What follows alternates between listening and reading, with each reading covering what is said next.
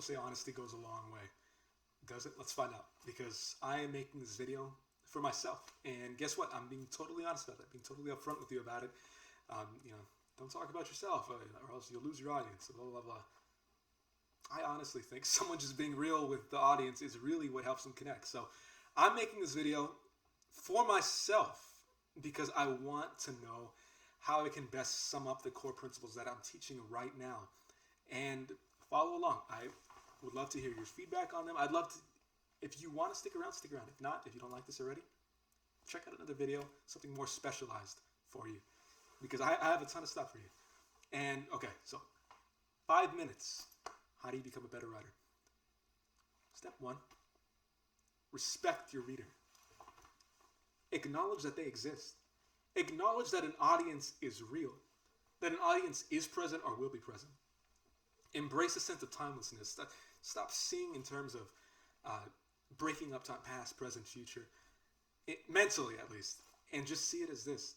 People are going to read what you write, and they want to understand what you're saying. They don't want to be spending years of their life unlocking this cryptic text that you've made. If it's no fun, if there's nothing in it for them, you know, don't complicate the approach. And unless it's intentional, unless you're giving something, if you're giving people a puzzle to solve, cool, maybe there are people seeking that. But if you're just writing a message to someone, if you're just telling a story, and it doesn't need to be this complex maze to go through, don't make it that. And it's not that you're going for the simple prose approach, which is, there's not like a term for it. It's just, you know, there's writing that is so simple, it's like offensively simple, but it conveys a lot. And that can be really powerful. And I like that kind of writing. Maybe you do too, but the thing is, you don't have to write like that. You have your own style. You might like to use these huge descriptive words, and you might spend 50 pages describing a room. Good for you. That's awesome. Someone is going to like that. If you like that, someone else is going to like it too. There's an audience there, but you're aware of them. The thing is, you have to be intentional in terms of acknowledging their existence. Otherwise, you will just resort to this self-centeredness. And how do you do that? You realize that by expanding outside of your own sphere, your own little world, and moving outside of it is a huge move. It's incredibly, it signals a certain maturity as an artist, and through it, you actually get gifted right back because you realize that reciprocity, that giving beyond who you are, intrinsically, it returns right back to you. So selflessness is actually a form of selfishness. A little play on human nature there. It all works out for you if you're creating something valuable for readers. And that might just be realizing what they want, which again is part of the next part here. This video is going to be 10 minutes, but really, you can, after 5 minutes, I'm done. We'll just reflect on that after. I don't even mind using these few minutes for this either. What you have to do as well is also give readers what they want, which is a story. As a writer, you're building these, whether intentionally, it doesn't mean you're constantly thinking like, oh, I gotta have narrative element number 10 and insert it into act 50 at this exact point of the exposition, or else my story is ineffective. That's painful. That is just pain, and it doesn't result in anything good. It's just it's not natural, and your readers want an escape from their day.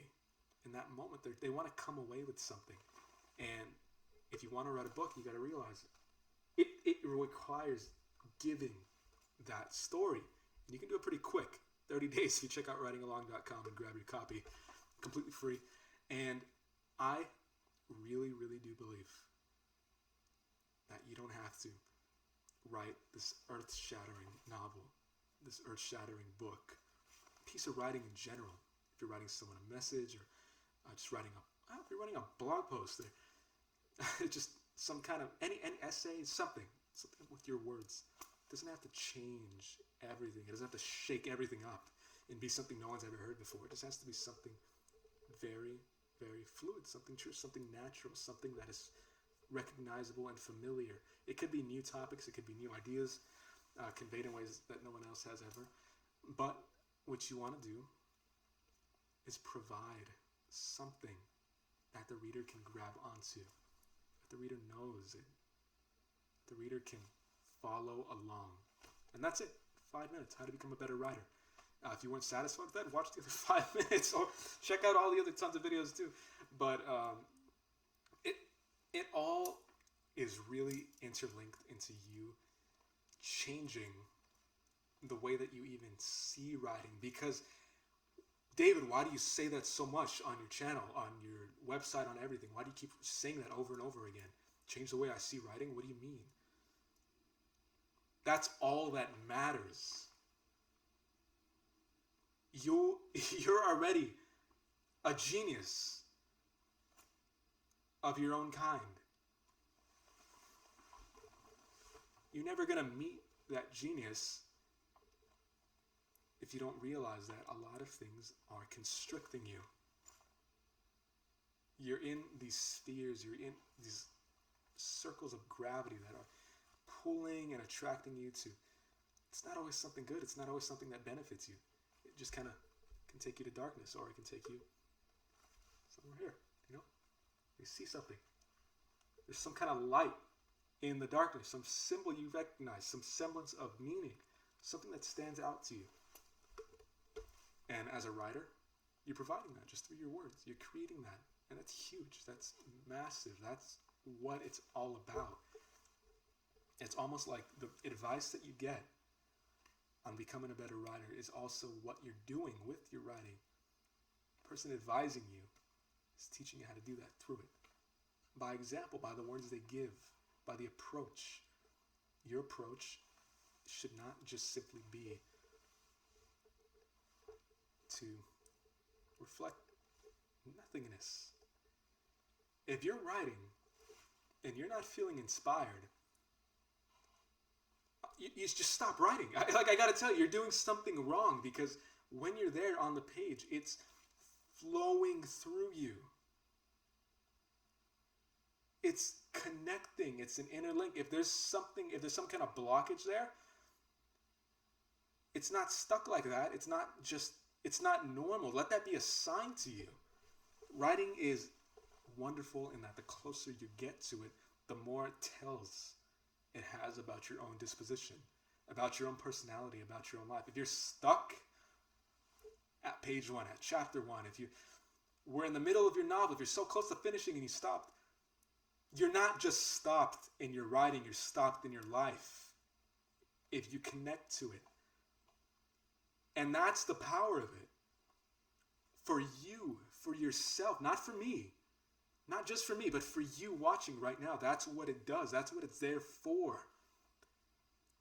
Self-learning, self-understanding. You gotta go, oh, wow, I'm stuck here. What is going on? You look around and take stock of your life. And you might find an insight that is just going to be a breakthrough for you. And something that might have nothing to do with writing. But again, it's all important. It's all talking to each other. Everything there's no secrets in your brain. All right, the writing side of you doesn't have its own little suburbia in your brain. This is just for writing. Yeah, there might be a cortex or a certain location anatomically that corresponds highly to this upper level task of writing itself and speaking in language and words, but it's not existing on a separate planet. It's part of the same body. It's part of the same mass. It's close.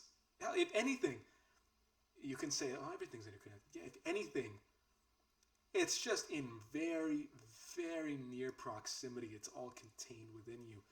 The way your blood flow, your biological existence, the form you take when you look in the mirror, when you stare at a video, you see a picture of yourself, that form, it's all related to you as a writer. So let it be a guide. And that guide itself will help you become a better writer in the process. You don't become a better writer and just that's it. actually you widen your perspective. You widen what you can see. You widen your actual sphere of existence. You're no longer just limited to you inside your body. You're actually expanding outside of you. And not in the physical sense. I mean, you're not just getting larger. I mean, you're really making your sphere, your gravity, your existence more prolific. You're proliferating. You're creating. If I have my book in other countries, I'm there too. If I shoot it into space, I'm there. If someone's reading it up on another planet in a couple decades, I've made it there. You've made it there. If you've done that too, you put your writing out there, you are allowing yourself to reach this point of realization. It's not just some self-help isolated tip. No, it's writing itself that gets you there, that can get you there if it's something you're drawn to. I am not here to teach you how to use tennis to discover yourself. Okay, like this isn't a channel on some other. It's on writing, and I feel incredibly grateful because writing is so universal. It's something a lot of people are familiar with and can be familiar with. You don't need to have a court next to you, not a justice court, like tennis court or like any other sport.